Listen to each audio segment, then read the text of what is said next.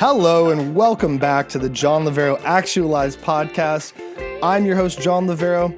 If you've tuned in before, you've probably noticed that a lot of this podcast has been about music, performance, things going on during the pandemic with musicians, what's going on with my band, The Higgs. And though there will be a little bit of that today, we're going to have some different topics to discuss, and one in particular that I can think of off the top of my head that I really wanted to get into. And if you haven't listened to this podcast before, this podcast is basically based on me ranting on what's going on in my daily life and what's going on with music and things like that. Yeah, today is no exception. I have something that I was very interested in that I got to go and check out.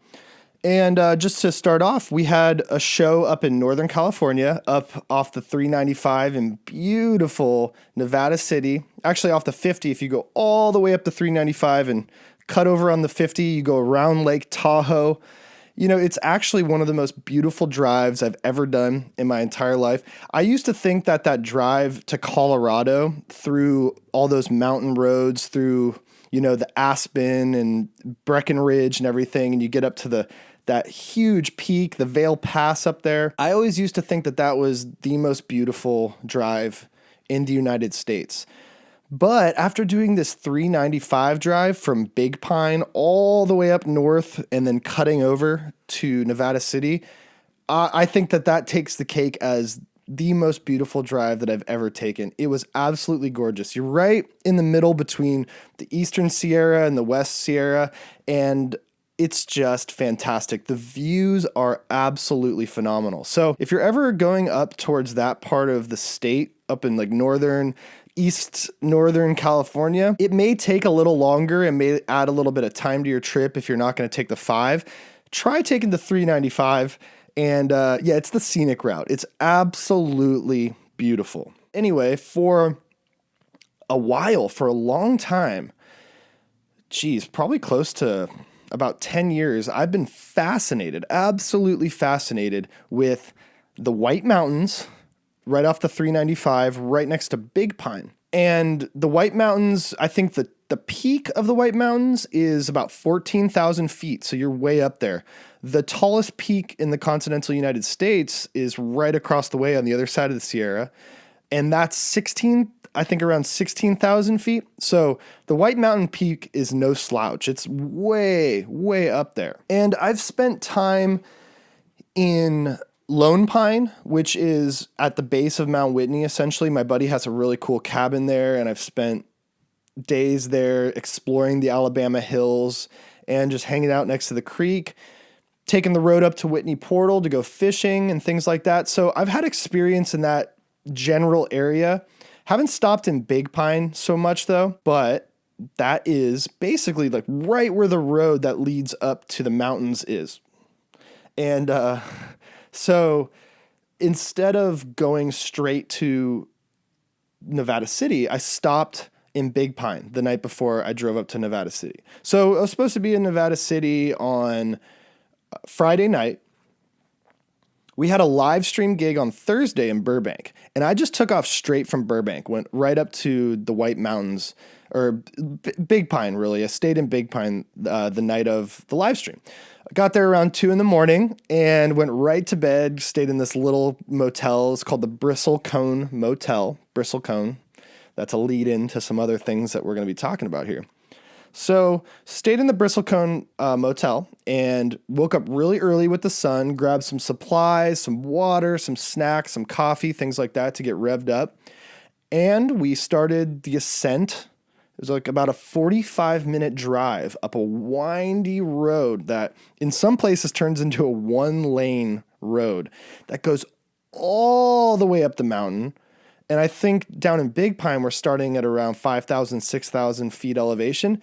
This road takes you not to the quite to the peak of the White Mountains, but it takes you to 10,000 feet to the ancient Bristlecone pine forest. And why is that important?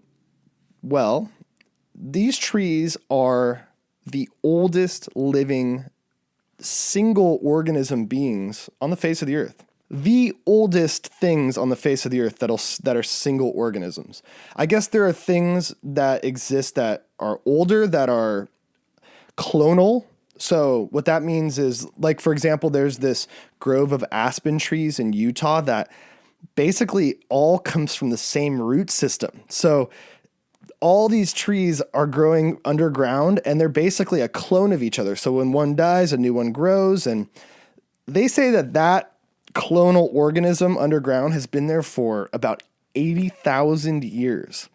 But that's a little bit different than what we're talking about, because these bristlecone pine trees up in the White Mountains, they're single organisms. They're not connected to any root system below. So on their own, these trees have survived 5,000 plus years. Okay. Unbelievable stuff. Unbelievable stuff. And when you get there, it's fascinating because the conditions in the area that they're in, 10,000 feet up in the air in the White Mountains, which is pretty desolate. I mean, you have Death Valley right there on the other side. You can see it from the top of the mountain. And, you know, you're in that like middle California, closer to Southern California. So it's like very deserty and dry. And you wouldn't think that that would be the most ideal conditions to survive for 5,000 years. But from what I kind of gather and understand, is that's part of the reason that they do, because they are so restricted from resources and things like that. They've had to adapt, and one of their major qualities is they grow so incredibly slow and so incredibly dense. So their rings, like when you cut a tree open and you look at the rings, these rings are so small and like microscopic to the point where you can't just like look at it with a naked eye and count the rings. You could have 300 rings in a little circle like this. And for the people who are just listening, I'm making, about a 6-inch circle. And these trees are incredibly, incredibly old. Yeah. So what happens is like some of the trees on the lower elevation where they're the same species, they're bristlecone pine trees, and they maybe have a little bit more water and they're not getting beat down by the sun as much. These trees grow faster and taller, same species, bristlecone pine trees. But what happens, because they're actually given more resources and they're more well-fed and more well-hydrated, they grow faster, but they don't grow with that dense wood that these old trees do in certain parts of the mountains where they're even more restricted from water, beat down on the sun even more, so it's even drier. So what happens is when they grow faster, they don't grow as dense. And when they don't grow as dense, they're more susceptible to things like beetles and funguses and infections and heart rot, things like that. So when these trees are actually restricted of water and restricted of nutrients, they grow really slow, like I said, and very dense. So what happens is, like, if a beetle tries to come and mess with that tree, it's such a hard wood that it has a hard time penetrating it. Thus, these trees have very few reasons to die. So it's really, really incredibly fascinating. And back in the late 50s, this dude, Edmund Schulman, went up there on a whim because he heard that there's some old trees up there. And he's a researcher who had been researching climate change throughout the years. And one of the things that they do to... Got him. One of the things that they do to see climate change throughout the years is and this is so incredible, they take samples of these trees. They'll basically like stick a tool inside of the tree and take out a nice, like tube of tree from end to end. So it's just a little section of the tree that I believe gets filled back in by sap, so it's not really harming the tree much. There's this fly flying around here, and it is so incredibly annoying. I swear there was no flies around the house, and then all of a sudden I turn the lights on and turn record on, and there's a fly. And he's flying all up in my face and stuff. So, okay, I'm getting a little distracted here. So they take these tree ring samples, right? And what they're able to do is they're able to look at these samples and see that if there was more space or less space between each ring, that can determine how hydrated the earth was, how much rain the earth was that year. So what they're able to do is look back from a 5,000-year-old tree. They'll be able to look back 5,000 years and basically get weather records for what was going on centuries ago. So what they can tell is, like, if the droughts are normal that we're experiencing in California. From what I've heard, they're pretty normal. So like the 40s and the 50s were two of the wettest seasons that we've ever experienced in the Southern California area. And that's when LA was built. That's when Vegas was being created and all that. So people moved into this area thinking that it was, there's rain and things like that. Really, they're in the middle of a dry desert that rarely gets rain. And they were able to find that kind of thing out from looking at these tree rings. It's super, super fascinating. It's unbelievable. So yeah, that guy, Edmund Schulman, was just going up to the White Mountains on a whim because he heard there's some old bristlecone pines up there, and he started to do some samples. And I think in 1957, he discovered the oldest tree in the world. Okay, the oldest tree in the world that had been tested. I mean, are there older trees? Sure, probably, but they just haven't been sampled and cored. But this tree, the Methuselah tree, is out there in the ancient bristlecone pine forest. Now, there was another tree called Prometheus that was in a different park. In Nevada, there's the Great Basin State Park, and that contains bristlecone pines also. And it's at a similar elevation where they grow around 10,000 feet. And there was this grad student who was doing similar studies as Edmund Schulman. This guy was a little less experienced in the whole thing. And so, yeah, what they do is they put these rods in the tree and they like crank it in there. And it basically cores them out a sample. And I think they do it by hand. So what this guy was doing, he had like some like $900 tool from Sweden that was like his sampler. And he's cranking it in there and it breaks as he's cranking it in there. So he's up in the middle of nowhere. He doesn't have access to more of these tools. His one piece that he was going to use to pull out these tree samples got stuck in this tree. So, yeah, again, this is over in Nevada in the Great Basin State Park where they also have these trees. So what happened was, I don't know how they came to this conclusion, but he basically went back to the ranger station and was like, yo, my thing got broken. My tool is broken. It's in the tree. Okay, so somehow the conclusion of this was to take a chainsaw and chop down the bristlecone pine. Okay, so he takes a piece of this pine back to his hotel room that night, and he starts looking through the microscope and counting rings. And he doesn't believe it, so he's counting it over and over again. Turns out he just killed the oldest living tree known to man. Okay, this tree was older than the Methuselah tree that I'm talking about up in the Bristlecone pine forest up in California. So Edmund Schulman found Methuselah in like 1957. This guy found what they now call the dead tree Prometheus in the 60s. So now Methuselah is the long-standing oldest tree known, okay? There's also some other stuff like this. Supposedly this guy took a sample from Edmund Schulman's work from way back in the 50s, recently, like 2012 or something like that. And he tested one of those old samples and turned out that a tree was even older than Methuselah in that same grove in the Bristlecone pine forest in California.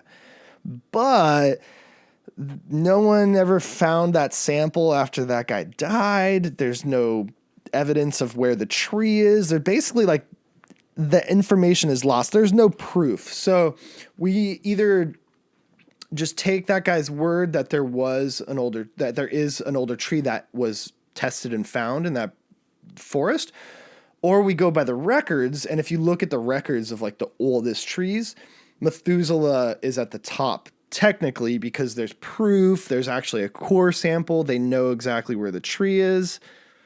They know exactly where the tree is. And that's where things get kind of fun. And that's where things get kind of mysterious and weird. So they don't tell you where Methuselah is. And for good reason. If everyone that went to that park knew where Methuselah is, I think by now that tree would probably be in pretty bad shape. What a lot of people don't know is the location of the tree used to be, I think, I wasn't there in the late 50s, but I think it was relatively well known, because what ended up happening is they made it a secret and they stopped telling people because people were literally like taking chunks of the tree off, and, you know, the vandalization. I mean, imagine some like billionaire mogul, if he knew exactly where that was and he just sent some guy in there with a chainsaw, like, yeah, I'll pay you 20 grand to go chop down this tree and bring it back to me so I can make a table out of it. You know, who knows what people might do if they knew the location of that tree, right? This is the thing. Like, if you go on Google and you search Methuselah tree, you're going to see thousands of photos, okay? And a lot of these photos are of the same tree. And it's beautiful. And like, there's this iconic shot of Methuselah tree. And it's this bristlecone pine that's kind of all alone on a hillside. There are other trees around it, but it seems very alone in a lot of these shots that are taken. And it's this gnarling, twisted tree. And a lot of times you'll see like an epic Milky Way behind it, because people take these long exposure photos that allow them to get space and the Milky Way along with the tree in the shot. Phenomenal. Really, really cool looking stuff. But in fact, right off the bat, you could absolutely tell that that's not Methuselah, because that tree is dead, okay?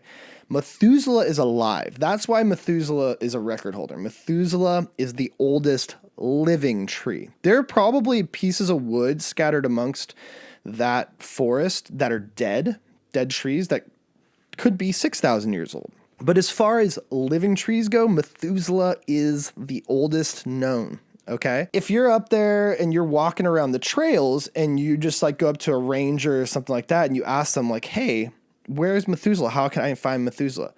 They're not going to tell you. In fact, if you go on forums, you go on like alltrails.com, if you go on forums talking about trees, anything that has Methuselah in it, you're not going to get any info. People will not tell you where it is. I think most people absolutely do not know where this tree is, because you could watch YouTube videos of people hiking through and they're just like, I wish I knew where I could find Methuselah, but I'm just going to accept it. And like, this is nice being here, but I really wish I knew where the tree was. There's a lot of that. Okay. There's no footage or anything of someone showing you where the tree is. There's no like map trail guide of how to get there.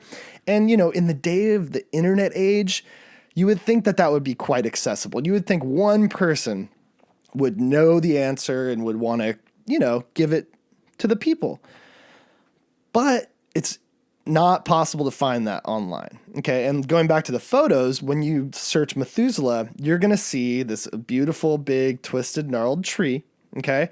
And it's a dead tree. But a lot of people think that this is Methuselah just because of the way it looks. Okay. And it's a big tree. So that's another kind of giveaway, is like the older bristlecone pines are not that big. This is a big tree. Okay. So I encourage you, go on Google, type in Methuselah tree.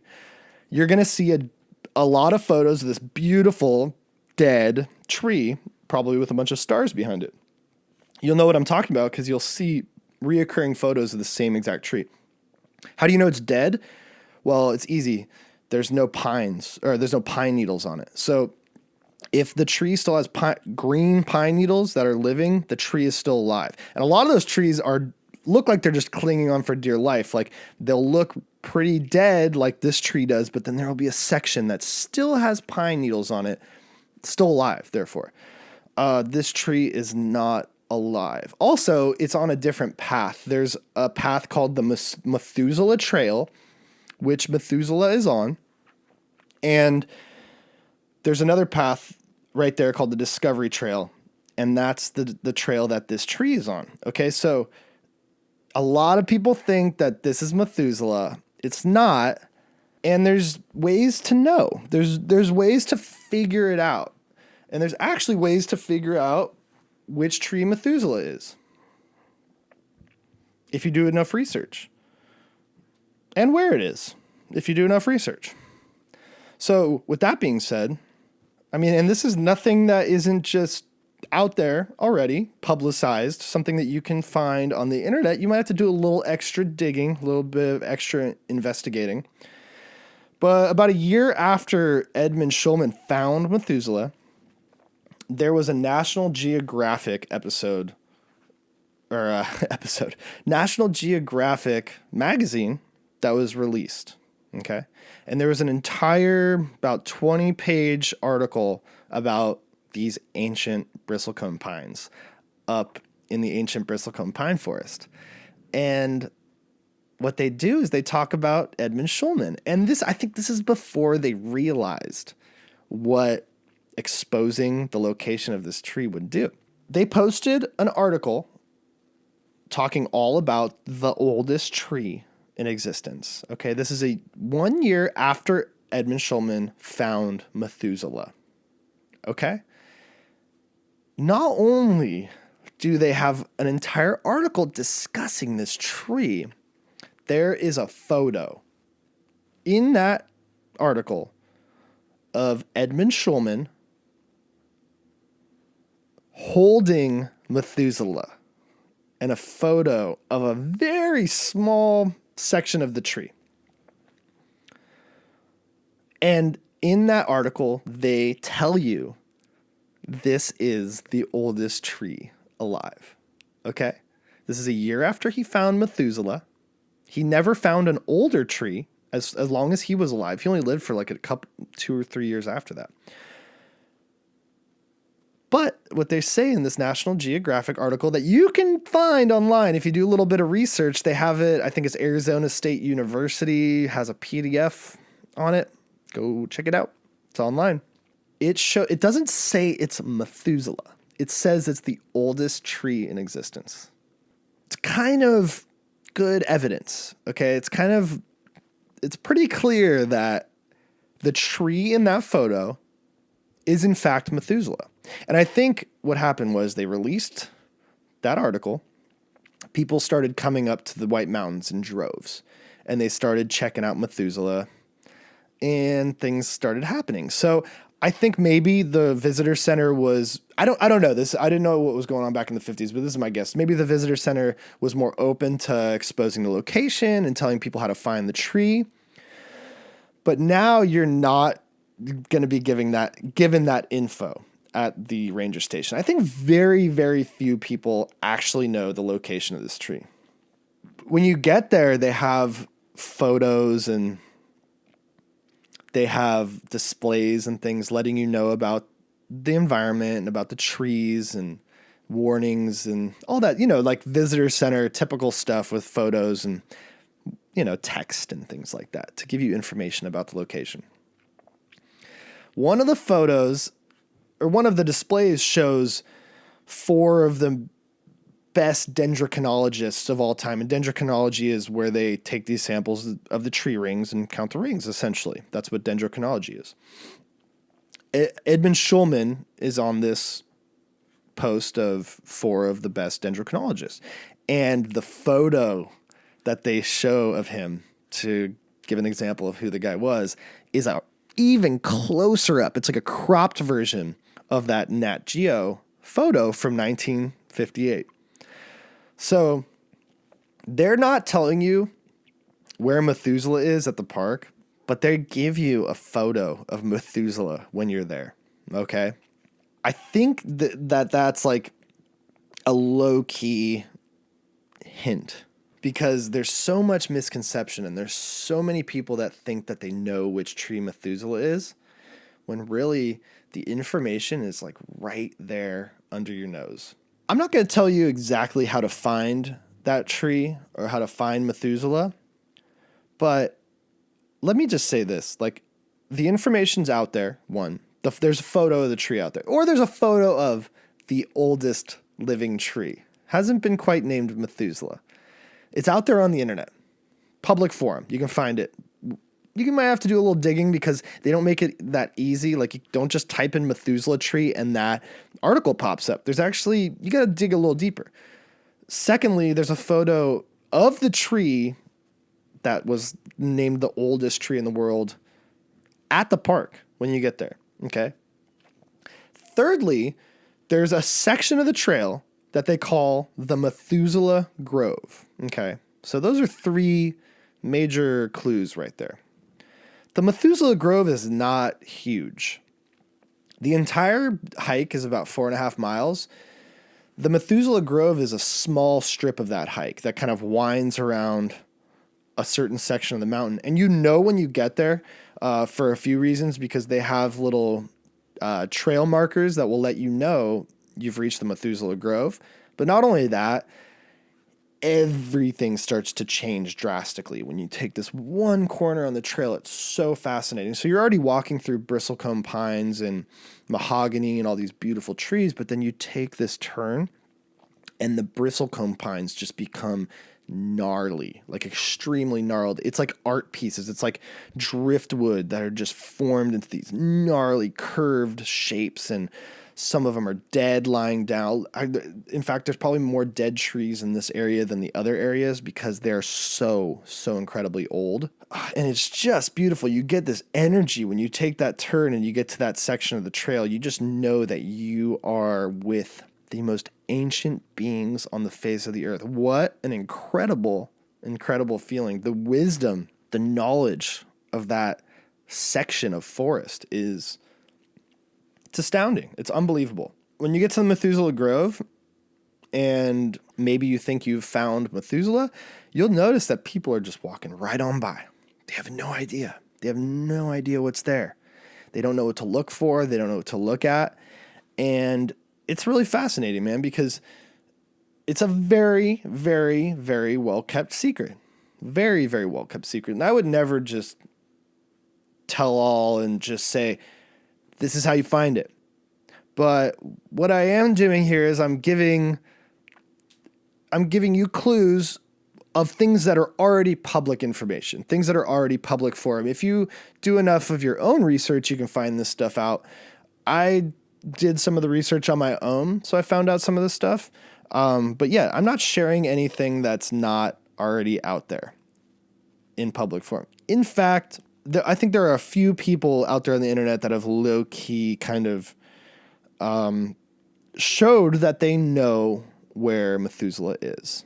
There are some photo. I think there's like one photo of the tree that I found online.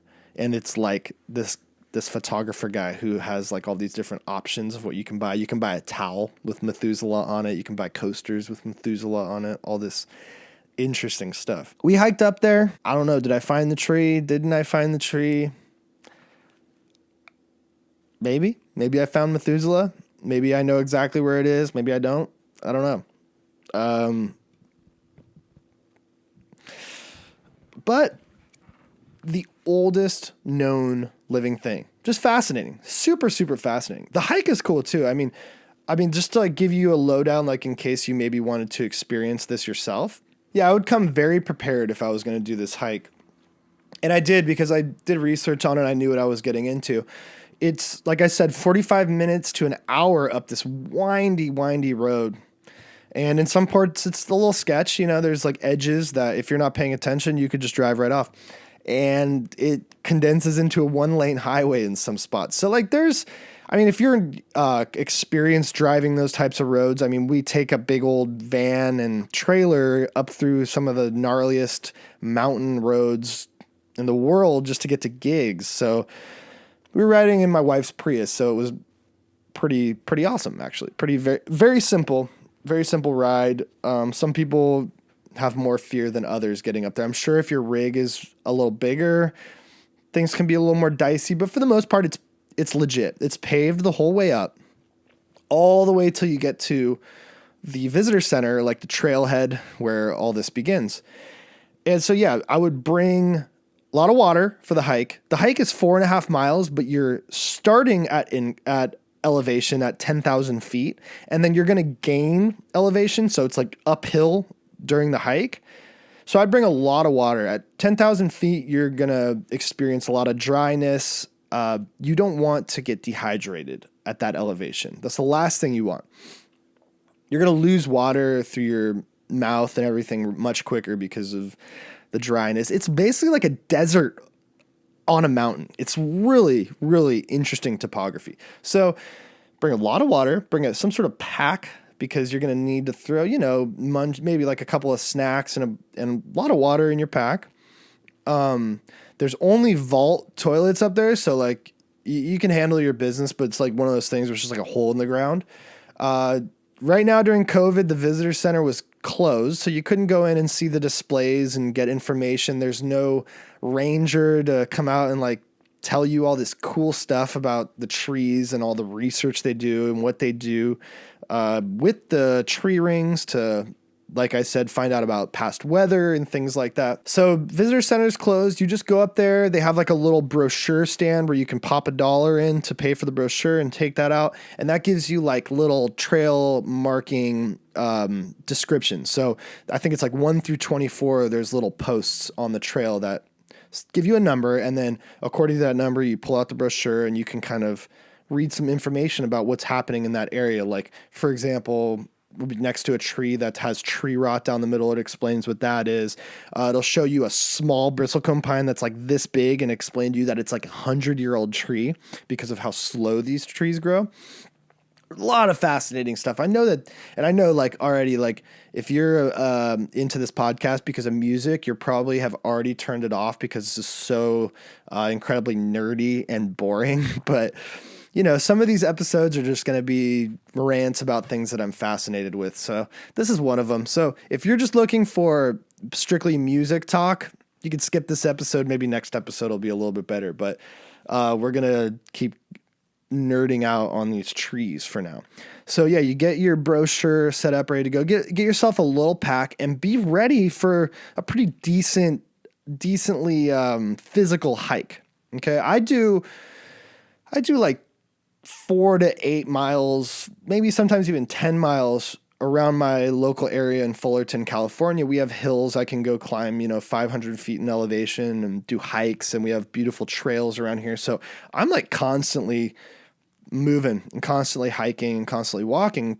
So I wouldn't say I'm inexperienced, but nor would I say I'm in bad shape, but it was still challenging. It was still a very challenging hike. Like I said, you're at elevation, you're climbing elevation while you're doing it. So like walking up a hill where I live at sea level at 150 feet above sea level, it's nothing. I don't get winded. If everything feels really good, it's easy to exercise down here. When you get to 10,000 feet, that all changes. So like an incline that I'm used to down here, a little bit tougher on the lungs. My legs are keeping up. I got the strength, but you breathe you start to breathe a little heavier when you get to the tops of those peaks than you would at a peak down here in SoCal. So it is challenging. And the way that the trail's built is just like pretty good. It's like pretty big and wide and well built. And then you get to the Methuselah Grove and it almost kind of seems like either after that, it was like super challenging terrain to create a trail, but man, it kind of seems like they just gave up. Like, okay, we got to Methuselah, let's just go straight back up the mountain now and like make the trail as quick as we can. Because as soon as you get past Methuselah, things start to get tighter. I was literally like, my right foot kept slipping off the trail, like I was about to go down the edge, and it gets tight and it gets steep. So it's like all business at that point. It's like, all right, we saw the Grove. Let's get back up to the visitor center because it's like a big loop. I guess you could just like turn around and go back up the other way, but you're already further than halfway. So I think the smart thing is I would recommend just doing the entire trail, and I would do it the proper route too, the proper direction. Some people were going against the grain, and I just didn't feel like that was the best experience because you get to the Grove sooner. I think it's kind of a cool buildup when you walk through the rest of the trail first, and the Grove is kind of towards the end, halfway end point. So yeah, if you go up there, I would stay in town the night before or get there really early, because we got up there early and it still started to get pretty damn hot. We got lucky though, because we had some cloud coverage when the sun did come out, but as we were ending the trail around like 11 noon, the sun started beaming, and that's when the people started showing up too. So get there early and you're going to beat the crowd. And not only are you going to beat the crowd, you're going to beat the heat. So all those people that were just getting there and just starting their hike, I could imagine it being a bit more brutal because the sun, there's nothing really blocking you from the sun. There are trees and there are sections of the trail that are a bit shaded, but for the most part, it's very exposed. You're kind of just like right on the side of a mountain at the tree line. So come with water, handle your business, get a trail map, get packed up, have some snacks, maybe some electrolytes that you can throw, like some Gatorade or something you can throw in your water. Go the proper route on the Methuselah Grove trail, and you're going to find the Methuselah Grove. And somewhere in that grove is the oldest known living organism. So fascinating.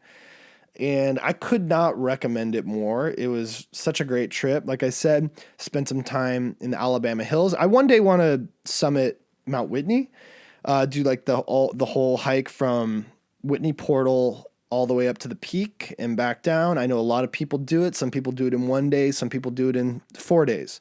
So yeah, man, California is just a wonder. And we have a plethora of amazing landscape. And that drive through the 395 is absolutely unbelievable. You got Yosemite National Park, you got the Sequoia Park, you got Mammoth, everything to your left as you're driving up. You drive through all those cool old towns like Lone Pine, Big Pine, Bishop, Independence. And you just get this kind of like prospector, gold looking kind of old school vibe from those towns, and you just can't beat it.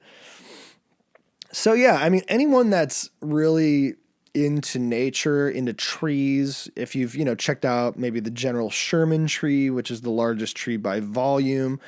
I know not a lot of people have seen the tallest tree in the world, that's Hyperion, and that's really hard to get to. There's challenging, like going through rivers, and it's off trail. There's no trail that just leads right to it. You kind of got to know what you're doing.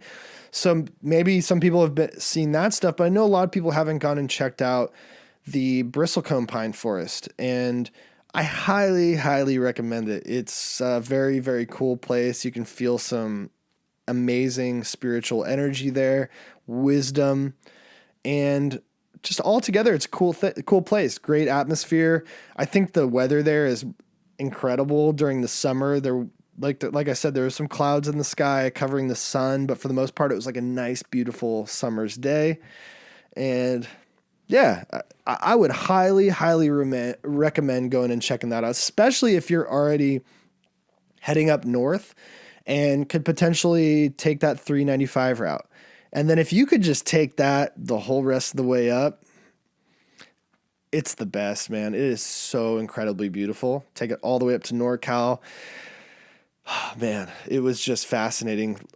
Tahoe was like unbelievably packed though, man. When I cruised through Tahoe, there's cars parked. I thought it was at Disneyland. It was insane. There's cars parked, lined up on both sides of the roads. People just like trekking into the lake. That was another cool thing about the Bristlecone Pine Forest too, is there wasn't a lot of people there. And in fact, when we pulled up to the visitor center in the morning, like around 9 o'clock, there was one car in the visitor center. When we got back up to the trail, there was some more. There was maybe like 6 or 7 cars, families pulling up, getting ready to go on their adventure. But still, 6 or 7 cars. I mean, you go to Yosemite right now, you go to General Sherman, you go to Tahoe, you go to some of these more popular, iconic places in California, and it's going to be absolutely packed, especially right now. Something about, I don't know, the pandemic and the lockdown, and people have more time to go do stuff like this. I heard something like there's like 3 times as many tourists in Tahoe right now as normal. And I can imagine Yosemite and all those other widespread, well-known places being similarly packed. So if you are looking for an adventure, go check out the White Mountains right next to Big Pine. Go to the ancient Bristlecone Pine Forest. Go on the 4.5-mile hike on the Methuselah Walk. Go try to find the Methuselah tree. Go on an adventure. Check it out. It's the oldest known living thing on the face of the earth. How cool is that? I think that that's pretty cool. All right. This has been John Lovero Actualized podcast. Thank you for nerding out with me today on something that's completely different than what I normally discuss. We talked about trees today. We talked about old trees. We talked about big trees. We talked about wide trees. We talked about nature. We talked about California. Hey, take yourself a road trip up to 395. Go check it out. Go check out Lone Pine. Go check out Big Pine. Go check out the White Mountains. Head up north. You can cut in. You can go to the Sequoia. You can go see the biggest trees in the world. You can go see Yosemite. You can go see Half Dome, all that.